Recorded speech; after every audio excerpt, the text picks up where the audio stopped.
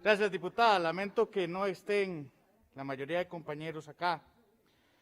200 años de vida independiente tienen como reto fundamental dejar las poses, tomar decisiones y lograr equilibrios. Escuchaba a alguna gente ahora diciendo que el Estado tiene problemas. Claro, porque la agenda de los últimos años ha estado desequilibrada, ha estado privilegiando a algunos sectores y ha estado descuidando los equilibrios que han sostenido la institucionalidad diseñada en 1949 y que tenía un modo de financiamiento y unos factores de producción que han evolucionado y que han cambiado radicalmente en este tiempo. De manera que sí, el diseño institucional requiere de una traída a valor presente, requiere de que tengamos una discusión de cómo es que se financia la caja de seguro social, depende de que tengamos una discusión de cómo financiamos el Estado Social de Derecho, porque hoy claramente no tenemos una misma economía como la teníamos en el 49.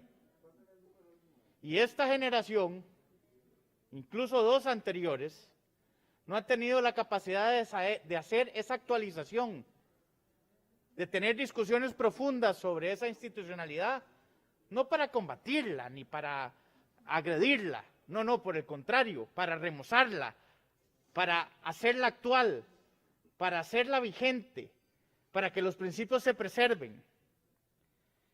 Y en ese entendido, pues tenemos alguna gente que se rasgó en el Congreso las vestiduras diciendo que este país invierte el 8% del PIB en educación, pero cuando vamos a las pruebas PISA nos quedamos. Efectivamente, nos quedamos, no pasamos el año en educación. Y ese es un tema que no es menor. Este país gasta mucho más en educación que países mucho más grandes y tiene resultados paupérrimos. No estoy planteando aquí que haya que recortar el presupuesto a la educación. Lo que estoy diciendo es que necesitamos sentarnos a revisar cuál es la inversión, cómo es que estamos distribuyendo esa inversión. O ahora me van a decir algunos aquí que el MEP es demasiado eficiente y que el MEP puede ejecutar los fondos de modelos importantes que ha tenido conquistas el país, como telecomunicaciones. Si quieren revisamos el DIE, si quieren revisamos la infraestructura educativa que tiene déficit y que está en paupérrimas condiciones en el país.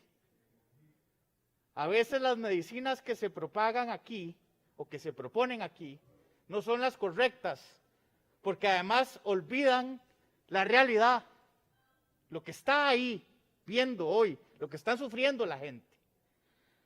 De manera que sí, tenemos que revisar la inversión en educación para tener cambios sustanciales.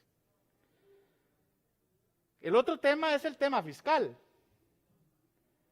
En el 2010, la deuda pública apenas era de un 28%. En el 2010, señores, hoy es del 70%. Es decir, este país siguió gastando descontroladamente sin generar ingresos nuevos, sin generar posibilidades de crecimiento económico para todos. Y lo que ha propagado, por lo menos estos 8 años, casi 8 años de gobierno, ha sido una lista de empréstitos gigantesca que es donde nos tiene hoy. Del 2010 me pueden explicar cómo estamos ahora en ese nivel de deuda pública.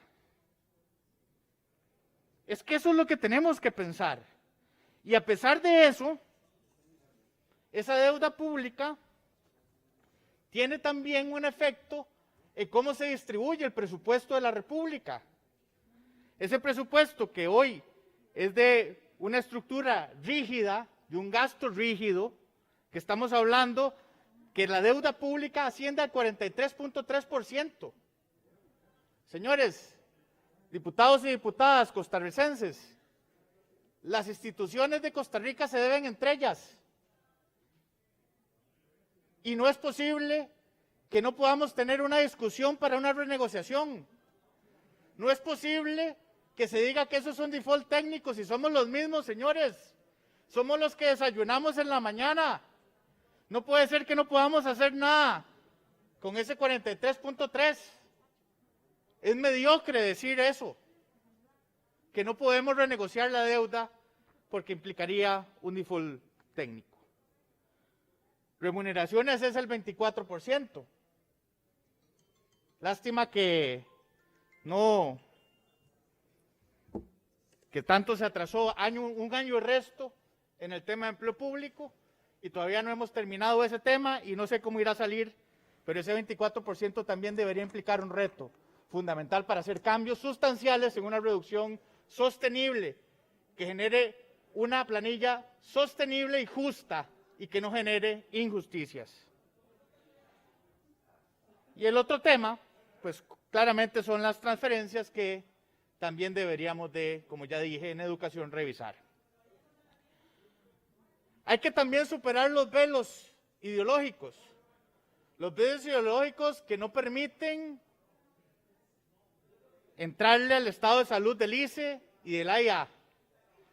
Una institución como el ICE que de quebrar podría llevarse en banda al Estado y que ocultarlo lo único que genera es más incertidumbre y más contundencia en el golpe a las finanzas del Estado.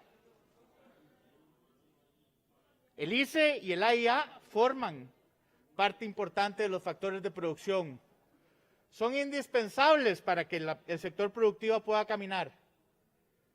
Pero ahí tenemos hoy la portada de un periódico importante del país, que me da pena, diciendo que el Poder Ejecutivo, o sea, el Presidente de la República, ha sido incapaz de resolver el tema de 5G, porque el ICE se niega a devolver un espectro que no usa, que no ha encendido nunca, y que yo lo he dicho aquí muchas veces y lo he dicho en prensa, que lo que estaban era esperando para cobrar. Es decir, el Estado se va a sacar de una bolsa para ponérsela en la otra. Mientras tanto, el país está postrado en condiciones de incompetitividad y sobre todo en negocios malos, en un modelo de telecomunicaciones y de electricidad que está colapsado y que tiene un estado financiero que están maquillando con la complacencia del Consejo Directivo y con la complacencia del gobierno. La inversión social también. Pasamos de pobreza en el 2010 del 21% a hoy 26.2%. Y seguimos gastando lo mismo, o más. Y en ese entendido, pues esa desigualdad, esa pobreza genera una desigualdad. Hoy tenemos 422,000 desempleados, 17.4% de nuestra fuerza laboral está sin empleo. Hace una década era 8.6. ¿Qué es lo que ha pasado, señores? ¿Qué pasó en 10 años? ¿Por qué no llegamos al bicentenario con estas cifras? ¿Y por qué no nos hemos preocupado? Bueno, yo quiero decir que nosotros sí nos hemos preocupado. Yo quiero decir que nosotros sí hemos propuesto una agenda que genere empleo y que genere oportunidades. Y que genere también discusiones que al final han sido bloqueadas por temas ideológicos y por envidias también. Es indispensable que hoy ese 60% de los desempleados son menores de 34 años. Es indispensable que abordemos este tema con real importancia. Un tema pendiente que en eso compartía con el diputado Carranza y que 3 años y resto después de estar acá no hemos podido resolver, que el gobierno no ha resuelto y que además no ha querido, es el registro de agroquímicos. Tenemos 18 años de que nuestros agricultores están obligados a tener moléculas viejas que contaminan más y que les restan competitividad. También está la discusión que tiene que resolver esta Asamblea Legislativa, porque ya definitivamente el gobierno no resolvió, que es el tema de avales. Aquí se rasgan las vestiduras defendiendo a una institución ineficiente que se convirtió en lo peor que es para un agricultor, que es un intermediario, que es el CNP. Aquí en comisiones dicen que eso es una gran maravilla, que eso es lo mejor que le ha pasado al país. Lo convirtieron en un intermediario, en lo peor que le puede pasar a un productor. Y en vez de ese discurso que se echan ahí defendiendo esa ineficiencia y esos sobreprecios, deberían estar pensando en cómo darle competitividad a la gente. Cómo esas cooperativas hoy podrían competir de tú a tú para venderle a los hospitales, a las cárceles, a las juntas de educación, sin tener un intermediario que les amarre el perro 3, 4, 5, 6 meses, como es el CNP. De eso es lo que estamos hablando. Ya hablé de bajar el costo de la energía, del agua y el registro de agroquímicos para hacerlos competitivos, pero no. Aquí se defiende solo la burocracia, la ineficiencia y los sobreprecios. Y en el tema ambiental, de ahí, aquí los discursos son meternos a prohibir algo que no hemos hecho, señores, y que con la prohibición que no explotemos petróleo, dicen, y que con eso se acaba la dependencia del petróleo. Díganme una cosa, ¿y entonces cómo van a andar los carros? Vamos a seguir importándolo, ¿verdad? ¿Cuál es la energía de transición? No está clara la energía de transición. Y al final, la cadena de producción de todas las industrias depende del petróleo. Vamos a seguir importando. Y entonces al final, no entiendo yo si lo que es aquí es importante, es un discurso para tomarse un selfie y decir que somos muy nice y muy cool, pero la realidad de la gente no la estamos resolviendo. Y bueno, al final, yo en serio lamento, diputada presidente, que en este debate estemos, no sé, 12, 15 diputados.